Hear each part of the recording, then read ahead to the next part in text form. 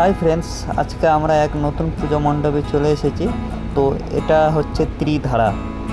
আর এই ত্রিধারা পুজো মণ্ডপে কেউ যদি না আসেন তাহলে সত্যিই খুব মিস করবেন, কারণ এত সুন্দরভাবে সাজিয়েছে। এখানে শুধু গাছের উপর দিয়ে সাজানো হয়েছে, চারিদিকে সবুজ আর সবুজ। আর এই ত্রিধারা মণ্ডপটি দেখতে হলে বালিগঞ্জ স্টেশন থেকে প্রায় 15 থেকে 20 মিনিট হাঁটতে হবে এই পুজো মণ্ডপটি দেখার জন্য।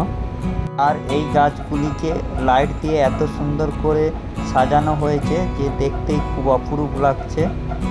কলকাতার বুকে পুজো দেখতে এসে যদি এই পুজো মণ্ডপটি যদি না দেখেন তাহলে সত্যিকারে খুব মিস করবেন, কারণ এই পুজো মণ্ডপটি সম্পূর্ণভাবে আলাদাভাবে তৈরি করা হয়েছে, সম্পূর্ণভাবে সাজানো হয়েছে নতুন রূপে।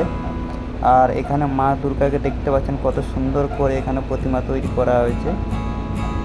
আর ষষ্ঠীর পর থেকে মনে হয় এইসব পুজো মণ্ডপে ঢোকা যাবে না, কারণ এইসব পুজো মণ্ডপ দেখার জন্য প্রায় 2-3 কিলোমিটার দূর থেকে লাইন পড়ে থাকবে, আপনাদেরকে দাঁড়াতে হবে লাইন দিয়ে।